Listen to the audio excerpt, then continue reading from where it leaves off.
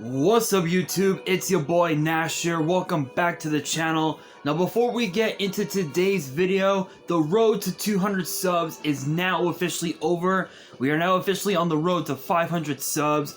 I know we can do it, guys. 500 subs, maybe it might happen by the end of the year. Who the hell knows? But excuse me. But as I have said in previous videos, if this channel gets to 500 subs, I will open up this Korean LOB booster box in its entirety on the channel that I got from my partners at Collector Store. So be sure to check them out. Link and address will be in the description below. By checking them out, not only does it support them, it also supports the channel, and I would greatly appreciate it. On the hopes to potentially pull a Blue Eyes White Dragon, a Dark Magician, a Red Eyes Black Dragon, a piece of Exodia. The possibilities are out there. However, if this channel gets to 1,000 subs, I will open up this first edition Toon Chaos box in its entirety on the channel that I also got from my partners at Collector Store, on the hopes to potentially pull my second ever Collector's Rare. Because it wouldn't be the first time that I pulled a Collector's Rare. Excuse me. Because I also pulled this. From my Genesis Impact box opening, I pulled the Collector's Rare Beat Cop from the Underworld. This thing is absolutely gorgeous. I'm planning to get it graded at some point. I just don't know when though. But with that being said, if you guys want to see those boxes get opened, maybe you guys want more episodes of WWE's Biggest Issue. Maybe you guys want more episodes of Yu-Gi-Oh's Biggest Issue, deck profiles, card discussions, WWE topic videos, or maybe, just maybe, you guys want some premium live event predictions and results. Well, if you guys want all of that and more, my channel is the place to be. So if you guys are new to the channel, and I know that a lot of you guys are, make sure you guys subscribe to the channel, turn on the notification bell, and follow me on all of my social media. My ads will be in the description below, as will the info to my fan mail. It will also be in the description as well. And I want you guys to post in the comments below answering the question of the day, which actually ties into today's video, which is this. Which brand do you guys want to see Kairi Sane in when she returns to WWE? Raw, SmackDown, or NXT? Let me know down in the comments below, because for today's video, I'm going to be talking about the possible return, the possible WWE return of Kairi Sane, which, honestly, this is probably going to be one of the most anticipated returns in all of WWE, because if you guys don't know, she left WWE in December of 2021. But you guys are probably asking yourself, wait a minute, she left that at that time? I thought she left during COVID. She did.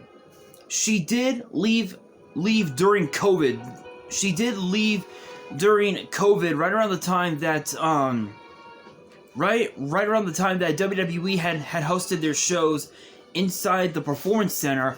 But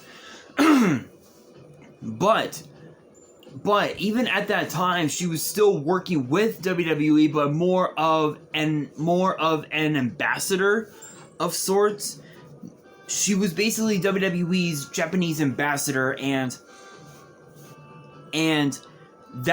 she ended up staying with WWE for a little bit longer. But it wasn't until December 2021 that she left WWE as a whole at that time. And apparently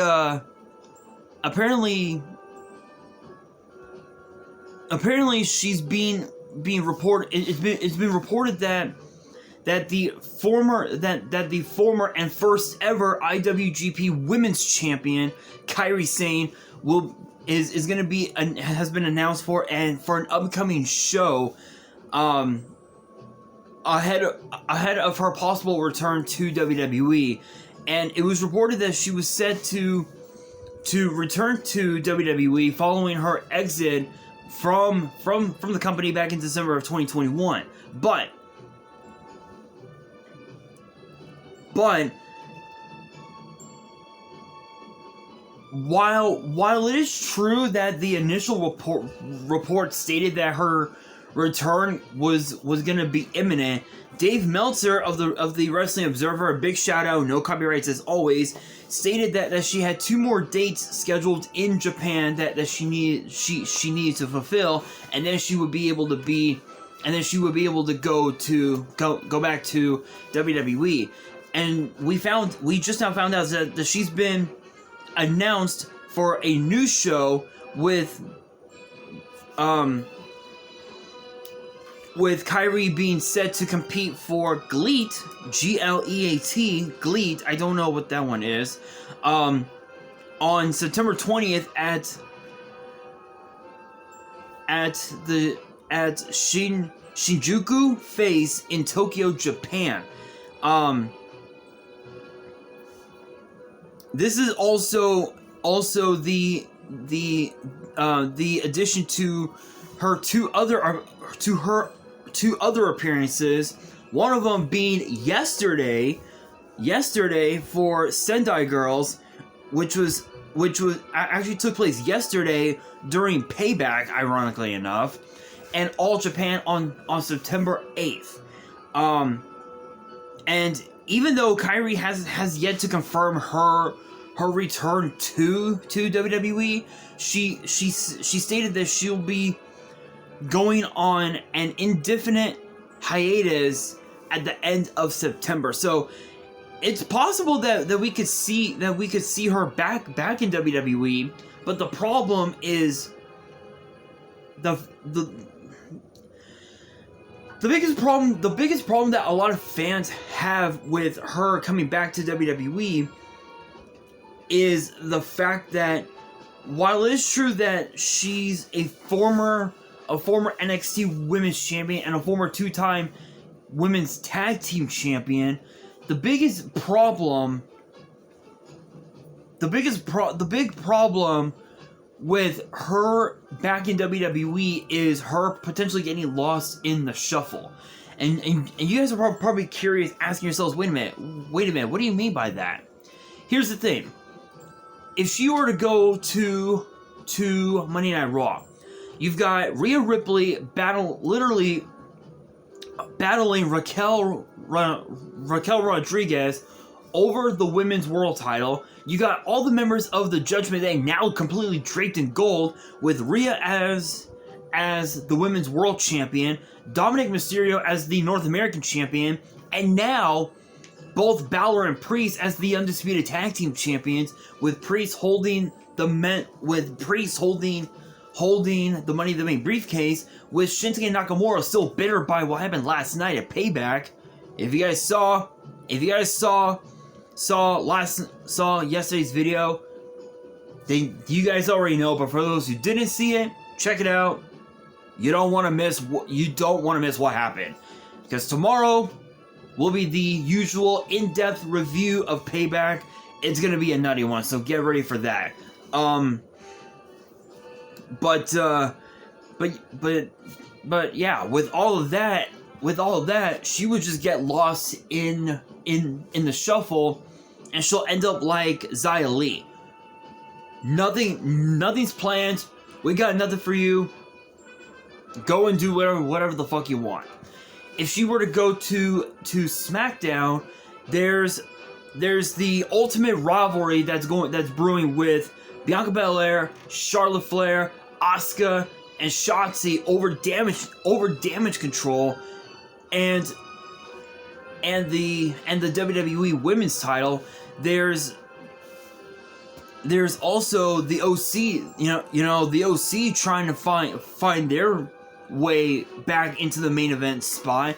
You got Austin Theory, who last night lost his rematch against Rey Mysterio, the Hall of Famer. And then of course the Bloodline story is still going on, even though Jey Uso is now a part of the Raw roster.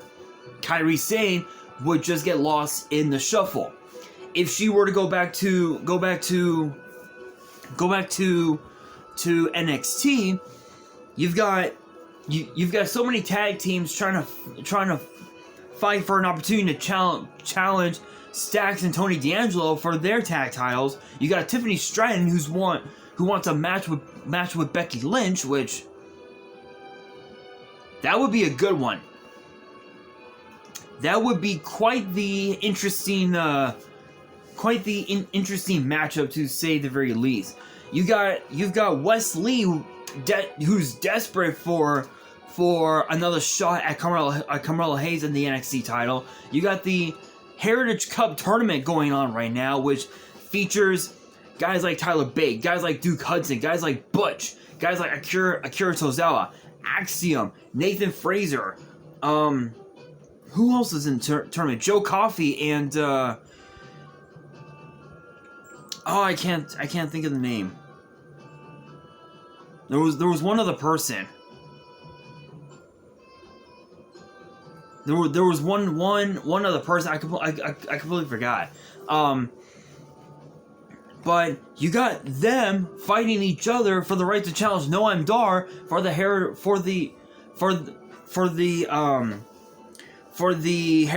Heritage Cup at No Mercy. Not only that, you got two dudes, Mustafa Ali and who is it? Dragon Lee? Yeah, Dragon Lee fighting each other for the right to face Dom for the North American title. Kairi Sane would get lost in the shuffle. So no matter what happens, no matter which brand she goes to, Kairi Sane will just get lost in the shuffle, unless if Kairi Sane were to go to SmackDown and inject herself into the WWE Women's Title picture, in which case that wouldn't be much of a bad idea.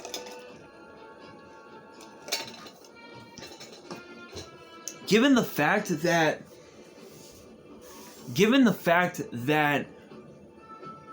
with everything that's been going on, I don't think that would be much of a bad idea, because it's, as I said, Kairi Sane, she won the first ever Mae Young Classic. She won the NXT Women's title from Shayna Baszler, the woman that Kairi beat in said Mae Young Classic, and she's also a former two-time Women's Tag Team Champion. So she's done quite a bit for WWE. So if she were to inject herself into that rivalry, honestly, that would be pretty cool. I mean, I could see it now. Shotzi, Bayley, Bianca Belair, Charlotte Flair, Asuka, and Kairi Sane, and Io Sky. Plus I'll say Michin. Think about that. 8 women, right? All fighting for that very women's title? Come on. Might as well make it a fucking ladder match for fucking Fastlane. Because with Fastlane coming up really quickly, the possibilities are out there. Honestly, there's really no telling when Kairi Sane will return to WWE, but to close out this video, I'll say this: no matter what brand Kairi Sane goes to, if she returns, I know that she's going to change. Excuse me. I already know that she's going to change the landscape of women's wrestling in WWE forever, because she dominated New Japan New Japan Pro Wrestling in Japan. She's dominated, literally won championships everywhere she's been, including WWE. It would only be right for her to cap off her career by winning the WWE Women's title and retire as champion, because I think now she's at a point now where she can retire anytime she wants. This would be the best way, in my honest opinion. But I want your guys' opinion on this topic. let me know down in the comments below, and that will do it for today's video. Hopefully you guys enjoyed. If you did, make sure you guys smash that thumbs up button. If you guys are new to the channel and you guys want more WWE topic videos in the future, make sure you guys subscribe to the channel, turn on the notification bell, and follow me on all of my social media. My ads will be in the description below, as will the info to my fan mail. It will also be in the description as well. And on that, this is your boy Nash, signing out.